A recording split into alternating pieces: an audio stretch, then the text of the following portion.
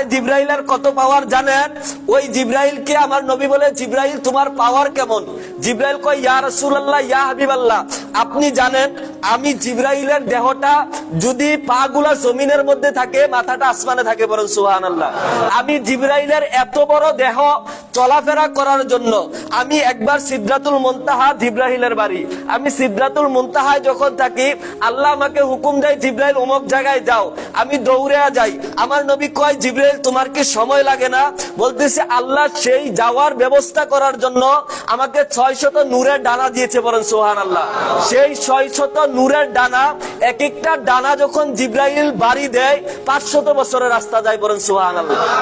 আপনি আমি 500 বছরটা হায়াতি পাই না। 500 বছর যাইতে কতক্ষণ সময়? একটা ডানা যদি বাড়ি দেয়, 500 বছরের রাস্তা পর্যন্ত যাওয়া যায়। জিব্রাইলকে আমার নবী প্রশ্ন করে, মুহাব্বতের প্রশ্ন চলতেছে জিব্রাইলের সাথে। আমার নবী জানে কি জানে না জিব্রাইলের খবর? আরে ওই জিব্রাইলের খবরের পূর্বের খবর আমার নবী জানে। তারপরও জিব্রাইলকে বলতেছে, ও জিব্রাইল, খুশি করতেছে, জিব্রাইলের সাথে প্রেমের আলাপ করতেছে। এখন জিব্রাইলের সুনাম বলতে গিয়ে মুস্তাফার সামনে খুশি হইতেছে যে আমি আমার সম্পর্কে রসুলকে বর্ণনা দিচ্ছি। এখন বলতেছে, ও জিব্রাইল, তোমার যে 600 ডানা, কখনো কি এমন হয়েছে একটা ডানা যদি বাড়ি দাও তুমি 500 বছরের রাস্তা যাও, বলেন সুবহানাল্লাহ। এমন কি কখনো হয়েছে জিব্রাইল যে তুমি 600 ডানা একসাথে বাড়ি দিছো? একসাথে যদি 600 ডানা বাড়ি দেয়, তাইলে জিব্রাইল কত 100 বছরের রাস্তা যাইতে পারবে? জিব্রাইল ডাক দিয়ে বলে, ইয়া রাসূলুল্লাহ, আমি মাত্র 3 বার এই 600 ডানা বাড়ি দিছি, বলেন সুবহানাল্লাহ। ইয়া রাসূলুল্লাহ, ইয়া হাবিবাল্লাহ, কখন জানেননি আমি আমার 600 ডানাকে একসাথে বাড়ি দিয়েছি? সর্বপ্রথম আমি আমার 600 ডানাকে একসাথে বাড়ি দিয়েছি আমার আল্লাহ যখন ইউসুফ নবীকে সৃষ্টি করলো।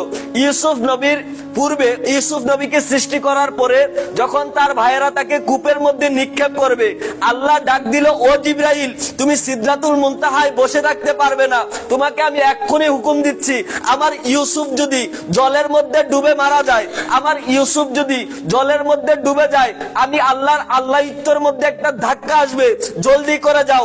জিব্রাইল বলে, ওই দিন আল্লাহ এত জোরে ধমক দিয়েছে, আমি সাথে সাথে আমার 600 ডানা বাড়ি দিয়ে ইউসুফ নবীকে জলে পড়ার পূর্বেই কোলে নিয়েছি, বলেন সুবহানাল্লাহ। আমার নবী ডাক দিয়ে কয়, ও জিব্রাইল, নাম্বার 2 কোন দিন তোমার 600 ডানাকে তুমি বাড়ি দিয়েছো?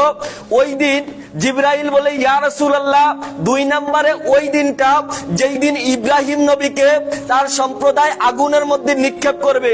আল্লাহ ডাক দিল, যে ইব্রাহিম আমি আল্লাহর প্রেমে দিওয়ানা হয়েছে, আমি আল্লাহর প্রেমে মাস্তানা হয়েছে, ওই ইব্রাহিম যদি নমরুদের আগুনের ভিতরে জ্বলে, আল্লাহই তো থাকবে। প্রেমিকের জন্য যখন জীবন দেয় বাতিলের কাছে, আল্লাহ এটা সহ্য করতে পারে? আল্লাহ এটা সহ্য করবে না। জিব্রাইলকে বললো, ও জিব্রাইল, এত জোরে ধমক দিলাম তোমাকে, তুমি যাও, নমরুদের আগুনে পড়ার পূর্বে তুমি জিব্রাইল ইব্রাহিমকে কোলে নিবা, পড়েন সুবহানাল্লাহ। ওই দিন 2 নম্বরে। 3 নম্বর সরকারে মুস্তাফা বলেন যে, জিব্রাইল তুমি আর কোন দিন এসেছিলে? জিব্রাইল বলে, ইয়া রাসূলুল্লাহ, ওই দিন আমি এত ভয় পেয়েছিলাম, আল্লাহ এত জোরে ধমক দিয়েছিল, আপনি যখন উহুদের ময়দানে কাফেররা যখন আপনাকে আঘাত করলো, আপনার দন্ত মুবারক যখন শহীদ হয়ে গেল, ও মুস্তাফা, আপনার শরীর থেকে যখন রক্ত মুবারক গুলা বেয়ে বেয়ে পড়তেছে, সিদ্দিকে আকবর যখন আপনাকে নিয়ে হয়রান পেরেশান হয়ে গেছে, ওই সময় আল্লাহ আমাকে ধমক দিল, জিব্রাইল যা, আমার বন্ধুর 1 ফোঁটা রক্ত মুবারক যদি জমিনের মধ্যে পড়ে, এই জমিনের মধ্যে কোনোদিন আবাদ হবে না। আমার বন্ধুর রক্ত মুবারক যদি এই জমিনের মধ্যে পড়ে, এই জমিন কখনো ফসল দিতে পারবে না। আমার বন্ধুর রক্ত জমিনের মধ্যে পড়ার পূর্বে তুই জিব্রাইল সেই রক্ত মুবারক গুলা তোর আয়ত্তের মধ্যে নিয়ে আসবি, বলেন সুবহানাল্লাহ। ইয়া রাসূলুল্লাহ, ওই দিন আমি বেশি আল্লাহর ধমকে বেশি কষ্ট পেয়েছিলাম। ওই দিন আমি অনেক তাড়াহুড়া করে আগে আপনি রসুলকে সেভ করেছি।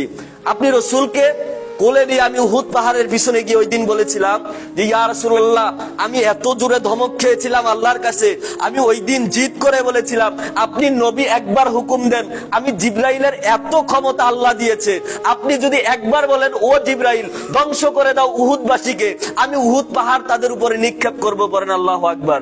জিব্রাইলের এই ক্ষমতা আছে না নাই? ওই জিব্রাইলকে তখন নবী বলল, জিব্রাইল তুমি যদি উহুদবাসীকে ধ্বংস করে দাও, আমি মুস্তাফা দাওয়াত ইসলামের কাজ কার কাছে করব? আমি মুস্তাফা কাকে ঈমানের তালিম দেব? আল্লামা রিজভী হুজুর কেবলা মায়ের খেয়েছে তখন, কিন্তু বাতিলের বিরুদ্ধে কোনো অ্যাকশন নেয় নাই। এটাই তো নবীদের থেকে ওলিদের শিক্ষা। পড়েন না সুবহানাল্লাহ।